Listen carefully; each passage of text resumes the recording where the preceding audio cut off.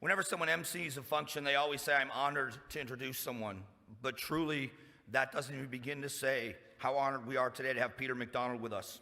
Senior Navajo Code Talker, former leader of the Navajo Nation. It's a special opportunity to have a true hero and a member of the Code Talkers here with us today. He is accompanied by his daughter, Charity. Thank you for being here, Charity, and for allowing us to acknowledge your service. Would you please help me in welcoming Navajo Code Talker, Peter MacDonald.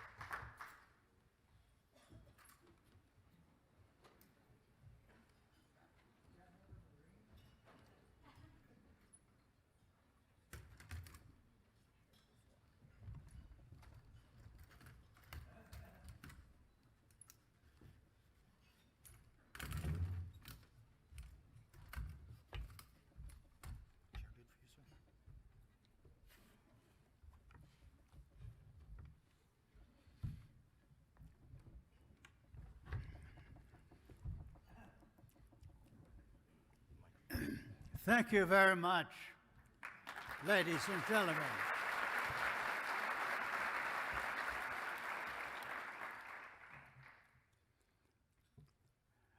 Mr. President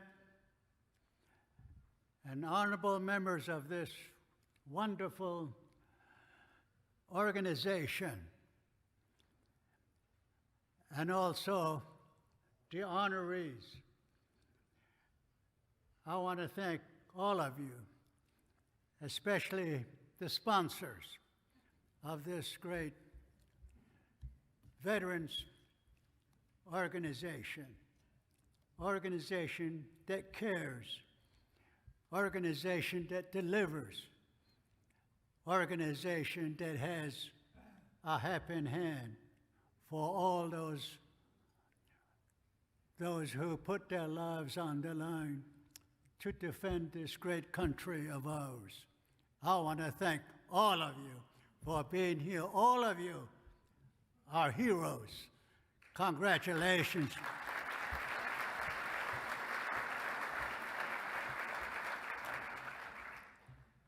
You know, I was asked to be here today to give you, according to the program, a keynote speech. I really couldn't decide what kind of a speech is a keynote speech. And then the second thing I was told is I only have about 10 or 15 minutes. Well, in Navajo, it takes us at least 10 minutes to introduce ourselves.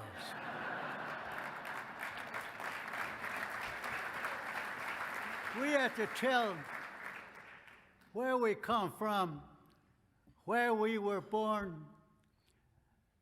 the clan that our mother belongs to, the clan that our father belongs to, the clan that our grandfather belongs to, the clan that our grandmother belongs to, and who your relatives are. This comes first, and it takes quite a bit of time.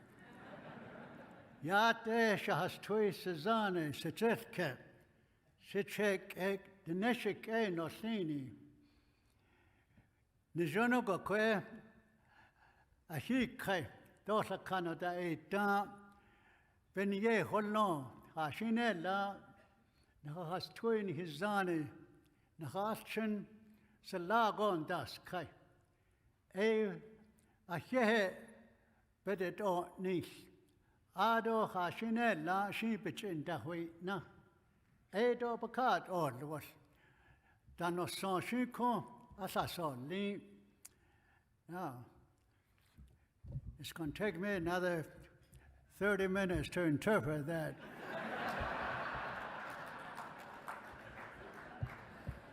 It wasn't coded either.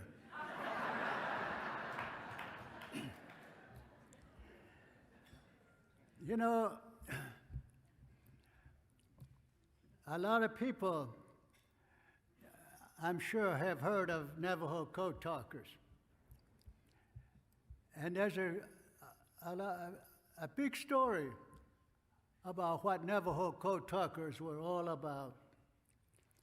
Why there was a Navajo code talker, that by itself is a story. How the code was developed and discussed. Eventually, how it was that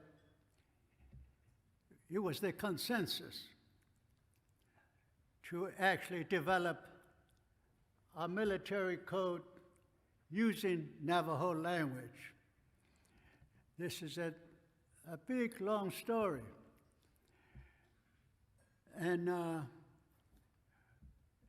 one of the things that I'd like to express here is I'm going to summarize just a little bit of that.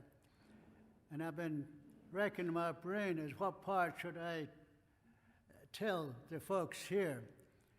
One of the things I like about this audience is I sort of feel at home because every one of you has either been in the service or still in the service or have someone in the service, military, which reminds me of the time when I was asked to make a speech. The first speech I ever made was in 1948. A young man just been discharged about 2 or 3 years, and I was asked to make a speech. I was going to a junior college, and the audience that I was supposed to speak to were all women. It was not only all women, but special women. These women were all members of the Southern Baptist Women's Society. They were not just Baptists, they were Southern Baptists. And these were women who supported the junior college I was attending. So the president of the college says, these ladies would like to hear from a Native American. Since you are Native American going to this junior college, we want you to go over there and say thank you to these ladies because they support the school. And the president warned me, don't say anything that's not going to be good for these ladies because we want their money to support our school. So he asked me to write a speech, the first speech I ever wrote. He read it and said, no. Don't say that. He tore it up and told me to write another one. After 3 tries, he finally helped me to perfect it, and I ended up Independent, Kansas Women's Southern Baptist Union Convention. It was a large script like this, and I was outside getting ready to get to the podium. And I want to make sure I memorized this speech very carefully, so I was reading, walking up and down the hallway, and there was a lot of traffic. So it was kind of noisy. So I found a little doorway. I went in there. Shortly, someone tapped me on my shoulder, asked me, what are you doing here? Oh, I said, I was supposed to give a speech, and I'm trying to memorize my speech. And it was a lady. She asked, are you nervous? I said, no, not really. I just I want to make sure I say the right words.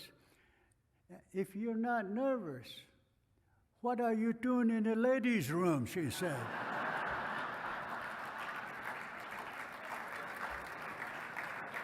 Well, since I don't have to give you a long talk, and I don't think there's ladies' room around here somewhere, I decided just to have a little note here that I'm going to use. You know, since beginning of World War II, after the bombing of Pearl Harbor, the United States was getting ready to fight back in the Pacific. Not too long, they ran into one big problem. The problem was communication.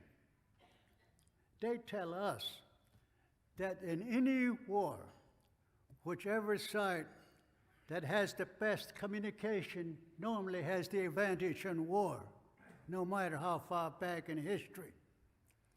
And in our case, in the Pacific, the enemy had the advantage. Why? Because they were breaking every military code that was being used in the Pacific, making it very, very difficult to strategize in this huge Pacific area, where it takes days, sometimes even weeks, to go from point A to point B. So the enemy had all that time to break the code, and the enemy will then know where you started from, what route you're taking, where you're going to be, what day and what time. And they would be there with their submarine, blow up your shipment of supplies, equipment, as well as personnel. This wasn't good at all. This particular knowledge became public in early January of 1942. A gentleman by the name of Philip Johnston was working near San Diego. When he learned of this, he went over to San Diego Marine Corps base and talked with the Marine Corps communication officers, suggesting why not use Navajo language as a code. The enemy doesn't know Navajo language. As a matter of fact, he said perhaps only 2 or 3 other people of the Navajo Nation knows the language, so it would be safe and secure. Philip Johnson explained a lot of things to the Marine Corps communication officers. Now, this is taking place in January of 1942. Of course, Marine Corps communication officer really didn't understand what he was talking about. Besides, they know very little about Native Americans, much less about Navajos. Philip Johnston was not a Navajo. Philip Johnston's parents came to Navajo Nation late 1800, when Philip Johnston was just a little boy. He grew up on Navajo, learned the language, the culture. He even served in World War I in Europe, in the Army communication unit, so he knows something about communication. That's why he is making this suggestion. Marine Corps communication officer contacted the Commandant of the United States Marine Corps in Washington, D.C., asking permission to try this suggestion made by Philip Johnston. Of course, the Commandant really didn't know anything about Native Americans either. So his initial reaction was, "No, don't do that," he said. "We don't know these Indians. All we know is what we see in the movies. When they see a wagon train, they yell and holler right around that wagon train, shooting arrows. This is not that kind of a war," said the Commandant. "Leave it alone." Number 2, the Commandant said, "Marine Corps is a very proud organization. You who are USMC know what I'm talking about. He said Marine Corps is a very proud organization. We don't want anyone wearing the United States Marine Corps uniform that might embarrass this proud organization. Forget it. Just do the best you can out in the Pacific. Well, that was sort of the end of Philip Johnston's suggestion of developing a Navajo language as a code. Well, the enemy continued to move in our direction real fast, taking strategic islands that we need in order to get closer to their homeland, like Guam, Wake Island, and others. More pressure on the Commandant. Eventually, in April of 1942, after a lot of discussion and research, whatever it is that they did, the Commandant said, okay, but you've got to do it my way. Every military code is top secret. If you're going to develop a military code using Navajo language, it's got to be a top secret project. No one should know that you are working on a military code using Navajo language. So number one, the project you're going to undertake is going to be top secret. No one should know what you're going to be doing. Number two, only recruit 30 young Navajos, because we don't know these Navajo Indians. They may not even make or even pass boot camp. So keep it a secret. When you go out, recruit these 29 to 30 young Navajos. Just ask them if they want to go to war. Fight the war in the Pacific. Shoot the enemy with rifles, not with arrows. If they say yes, recruit them like you do all other Marines, process them through boot camp. And if they pass boot camp, process them through combat training.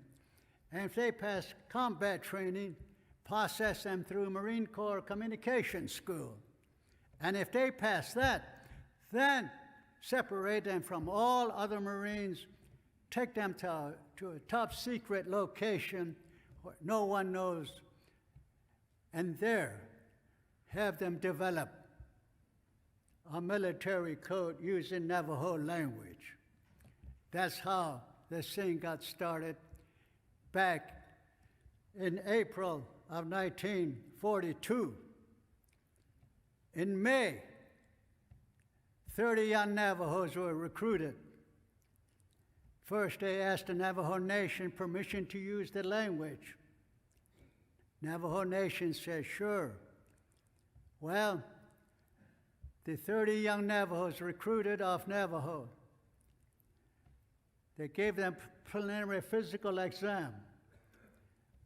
One dropped out, so there was only 29. These 29s were then bused down to San Diego to go through boot camp with all other Marines. The 29 young Navajos were made into one platoon. There were several platoons going through boot camp all together. At the end of boot camp, they grade each platoon how well they did through boot camp training. Number 1, number 2, number 3, number 4, number 5.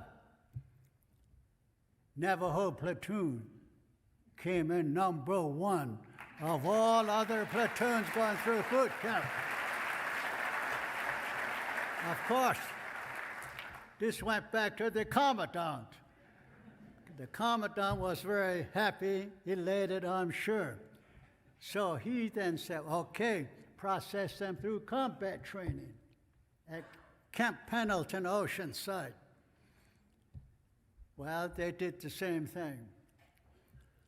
Then onto Marine Corps Communication School, where they taught us Navy semaphore signals, taught us how to use different radio equipment, communication equipment that were being used at that time, how to make minor repairs out in the field. They also taught us how to string telephone lines from coconut trees to coconut trees. They also taught us Morse code. Back in those days, Morse code was still part of communications system. They don't use it nowadays, but it went something like dot, dot, did it, dot, dot, did it. That was Morse code. They taught us that. Taught us how to read different kind of codes that were being used at that time. After finishing that, these 29 young Navajos, now we're talking June of 1942, were then separated from all other Marines. They were put on a bus. Now, United States Marine Corps colonel, a full-bird colonel, took charge of these 29 young Navajos. They took them down to east side of San Diego, a top secret location near Camp Elliott. A large building had high fence around that building like a prison and a gate. At the gate there were 2 guards. A big sign over the gate that said, "Keep out, top secret operation." In through that gate, this Marine Corps colonel processed these 29 young Navajo Marines into a classroom about the size right here. In that classroom were tables with 4 chairs around those tables. In front of each chair, a writing tablet and a pencil, a blackboard with chalk and eraser. The colonel then addressed these 29 young Navajos who joined the war to fight the war in the Pacific. He said, "Gentlemen, you are Marines now. You're ready to go fight the war in the Pacific. But before you do that, we'd like for you to do something else first. We'd like for you to develop a military code using your language." What a surprise. These 29 young Navajos joined the Marines to fight the war in the Pacific, and here they are, they were told, this is a top secret project. No one knows you're here. And everything you do in this top secret classroom stays in the classroom. Whatever code words you develop, you write it down on your notepad. Memorize it, because the code you're going to be developing will be subject to memory only.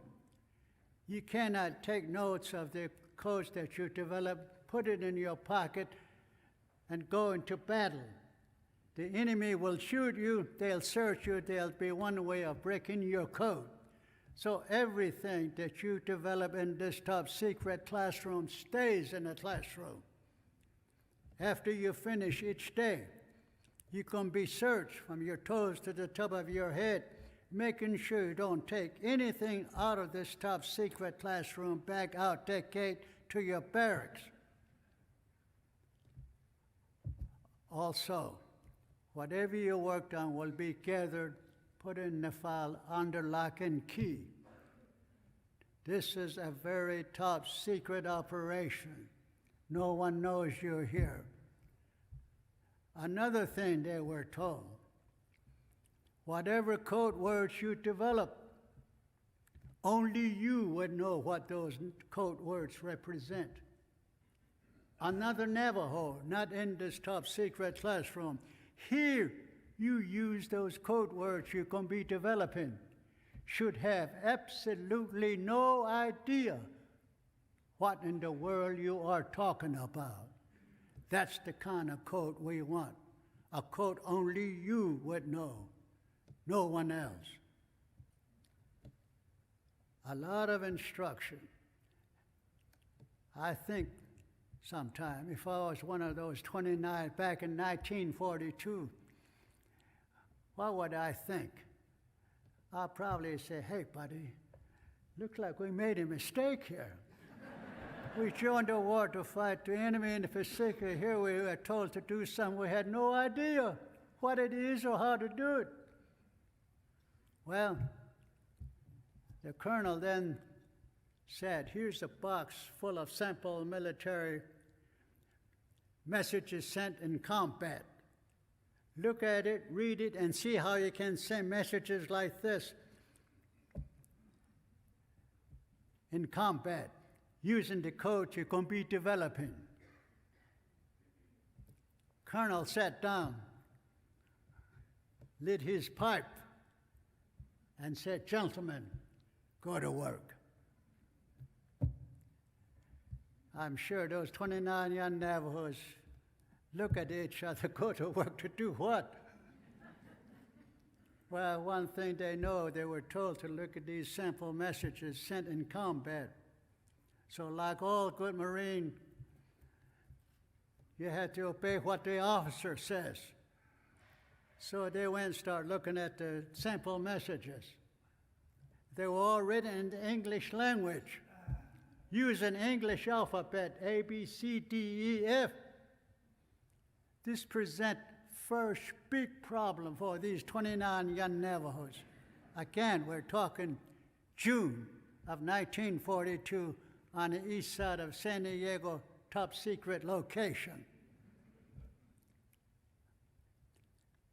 Why was it a big problem? Because Navajo is not a written language. Therefore, there is no Navajo word for letter A or B or C. How in the world are you going to send a message, especially coded messages?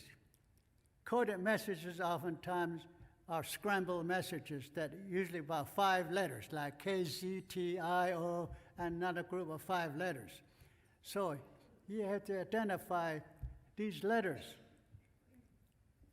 And if you don't have any words for Navajo, how in the world are you going to do that?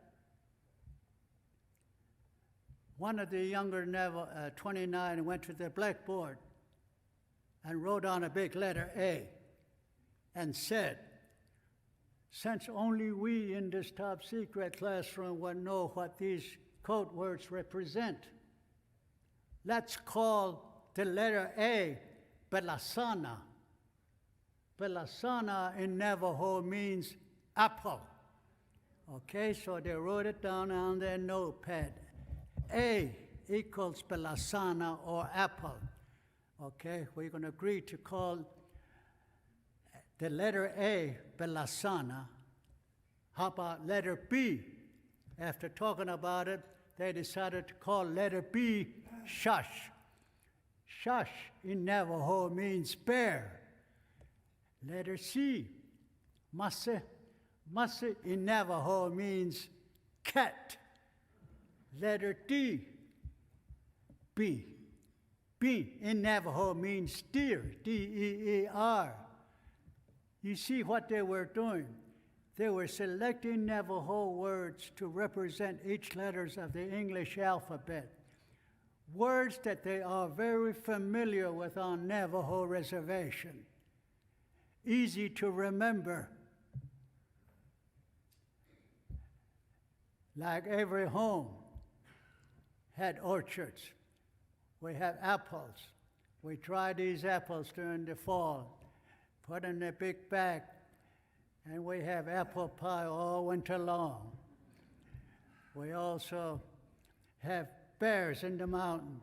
Part of our ceremonials relates to bear. Easy to remember.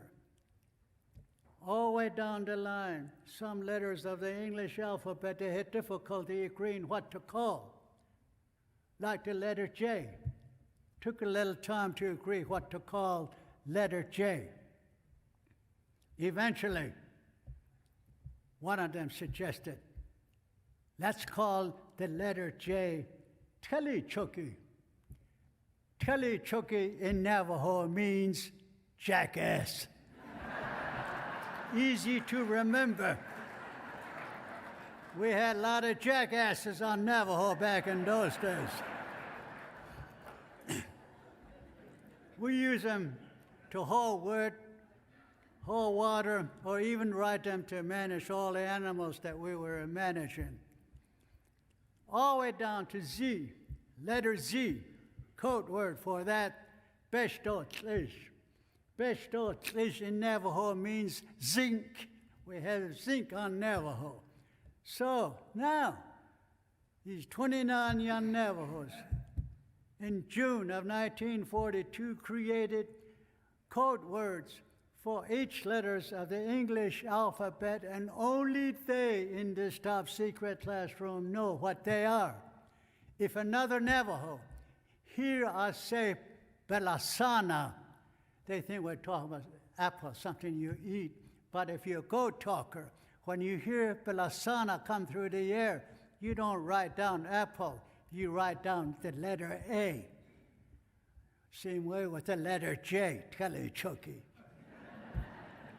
Well, every day they work, these 29 young Navajos, all through the month of June. They created over 260 code words, and only they knew what these were. There were many military terms. There are no Navajo words for it. Like hand grenade. We didn't know there was such a thing as hand grenade until we got to San Diego. So, the code word for hand grenade, numasi. Numasi in Navajo means potato. Hand grenade looks like a potato.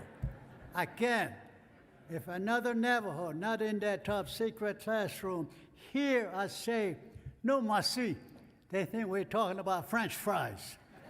But if you're a code talker, when you hear numasi, you write down hand grenade. That's how Navajo code was developed. Only we who went through that top secret Navajo code school, they called it, know what those code Navajo words represent. At the end of second week in July 1942, the colonels said, we have developed over 260 code words. They had tests every Friday. Group A, Group B. Group A is given a message containing all the code words developed. Using those code words, send it to Group B. They write it down in English. They compare the two messages, the one that was sent, the one that was received, to see how much alike the two messages are becoming, testing our memory of the code words. Well, final test. Everything was good. The message perfect, except one thing. That one thing was punctuation marks. Back to the classroom to create code words for punctuation marks. A period, no problem. Datlijin. Datlijin in Navajo means a black dot. Semicolon took a little time to agree what to call. Eventually, semicolon was called Datlijin Betet Natel. Datlijin Betet Natel in Navajo means a black dot that lost its tail. That would be the code word for semicolon. Question mark, aja. Aja in Navajo means ears. Question mark looks like an ear. All the punctuation you could think of code words were developed, memorized, back to final test. Group A, Group B. Group A is given all the long message containing most of the code words that were developed and memorized. Sent to Group B. They wrote it down in English. They compared the two messages. But golly, they are exactly alike, punctuation and all. As a matter of fact, it looks like a Xerox copy of the one that was sent. At this juncture, the colonel said, gentlemen, we finish here now. We can test this code in actual battle to see how your memory works under enemy fire. So, 13 of their 29 young Navajos back in 1942 created the first set of 260 code words were sent overseas to join the 1st Marine Division. 1st Marine Division was in Australia, getting ready to go on the first offensive movement in the Pacific. August 7, 1942, 79 years ago, 1st Marine Division landed on the beaches of Guadalcanal with 13 Navajo code talkers to test the code that was just developed. 3 to 4 weeks after the landing, General Vandergrift, commander of the 1st Marine Division that landed on Guadalcanal, sent word back to the United States saying, "This Navajo code is terrific. The enemy never understood it," he said. He also said, "We didn't understand it either." But it works. Send us some more Navajos. That got back to the Commandant of the United States Marine Corps in D.C. He then ordered San Diego Marine Corps Base to take charge of this new military code, just develop and test it, and start recruiting more and more Navajos using the same tactics. Don't tell them what you're going to do with them. Just ask them if they want to join Marines and fight the war in the Pacific. And if they say yes, recruit them like you do all other Marines, process them through boot camp, combat training, communication school. If they pass all of that, then you separate them from all other Marines, take them to their top secret location, and have them learn the code words that were developed.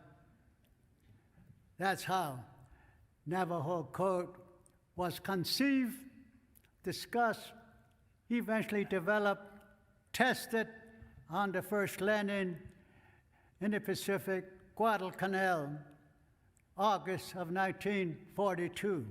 From that day on, Navajo Code became official code to be used by Marines and Navy. Every landing after Guadalcanal, Navajo Code was used. After Guadalcanal, Bougainville, Cape Cluster, New Britain, Tarawa, Macon, Kwajalein, Inuiatok, Saipan, Tinian, Guam, I was on Guam. After Guam, Palaloo, a real bad one. After Palaloo, Iwo Jima, another bad one. After Iwo, Okinawa, not only a bad one, but a long one. Took almost 3 months to secure that island. And after Okinawa, we were getting ready to go to the last landing. The mainland of Japan was scheduled November 1945. But 3 months before November, in August, 2 bombs were dropped. The enemy quit. August 14, they sent word to America. We quit.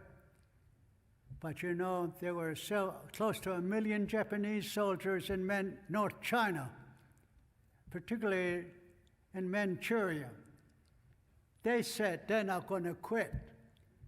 They're going to keep on fighting even though the Emperor said they quit. So they sent 1st Marine Division into North China. And some of us were getting ready to do the next landing on the main island, were then transferred to 1st Marine Division and 6th Marine Division. I ended up with the 6th Marine Division in North China. They eventually surrendered. October 25, 1945, we had a separate peace treaty ceremony with the northern Chinese, Japanese soldiers. we had a peace treaty ceremony at Tsingtao, China, October 25, where they brought in all of their military hardware, tanks, artillery, name them. General Lemuel Shepard, United States Marine Corps, 6th Marine Division, signed on behalf of the United States the peace treaty that was signed. Not too many people knew that. They remember the peace treaty is being signed on Tokyo Bay in September. But we had another one over a month later in October 25, 1945. That's the story of Navajo code talkers being used in every landing. How was it used? Every landing, 2 communication network is established. Navajo communication network for all top secret confidential messages. Messages you don't want the enemy to know went through Navajo network. The second communication network, English for all other messages. Messages you don't care if the enemy breaks the code or understand, went through English network. These 2 communication networks work side by side everywhere, front line, beach command posts. All the ships that are used had Navajo and English network in them, including aircraft carrier, Marine Air Wind, Marine Tank Unit, Marine Artillery Units. In the command ship, it's a battleship. Inside the communication room, 2 tables. Around one table sits about 5 of us Navajo code talkers.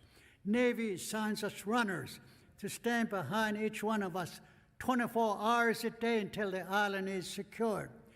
A table next to us, around that table sits blonde-haired, blue-eyed guys. They handle the English network. These 2 communication networks together everywhere. After the first shot is fired, messages start coming in, going out everywhere. Coming into the command ship. In Navajo code, we write it in English, hand it over our shoulder to the runner standing behind us. He takes it up to the bridge, gives it to the general or the admiral. They read it, they respond.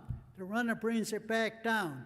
If it says Arizona, New Mexico on top of that message, we send that message back out in Navajo code to wherever it is intended.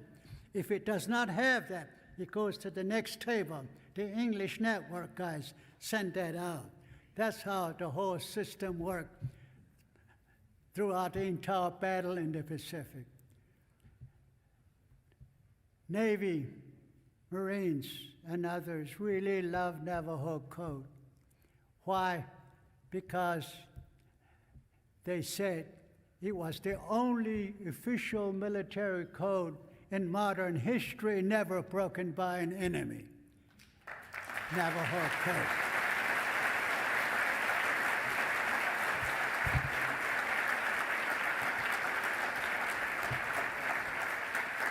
One last word. On Iwo Jima, 3 Marine Division landed. Each division had at least 80 Navajo code talkers allocated to divisions to provide that communication network for top secret confidential messages. 3 Marine divisions, you multiply 3 times 80, that's over 200 Navajo code talkers on Iwo. Major Connor, Howard Connor, 5th Marine Division, made his report to his superior, and that report is in Marine Corps archives today. So if you're in Washington, D.C., go to Marine Corps archives, you see that report from Major Howard Connor, 5th Marine Division, on Iwo Jima. In his report, he said the first 48 hours of Iwo Jima landing, over 800 messages were sent in Navajo code with 5th Marine Division. The other 2 divisions had similar Navajo communication traffic, so multiply 800 times 3. That's over 2,000 messages in Navajo code in the first 48 hours of Iwo Jima landing. That's why Major Connor also wrote in his report, which is in the Washington, D.C. Marine Archive. In their report, Major Connor said, without Navajo, Marines would never have taken the island of Iwo Jima. Thank you very much.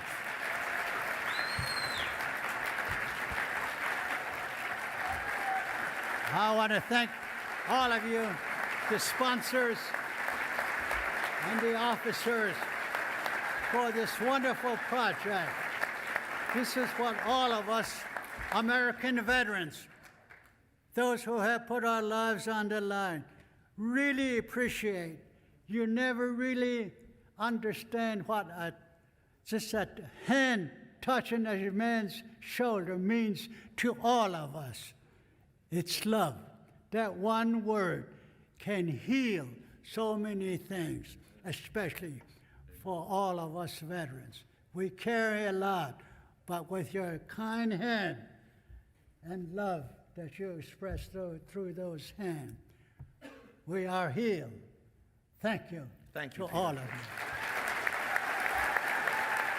On behalf of the VMLC, we want to thank you for your service. Peter MacDonald. I'm sorry I exceeded my 20 minutes or whatever it was. You were just barely over 20 minutes, Peter. Oh. You just went right barely over. Thank you. Here, I'll take that from you. It says here, warrior for our freedom. Oh, wow. It's American flag, too. Yes, sir. Right. You know, someone said the flag does not fly because the wind blows it. It flies with the last breath of every soldier who died defending that flag of ours. Thank you.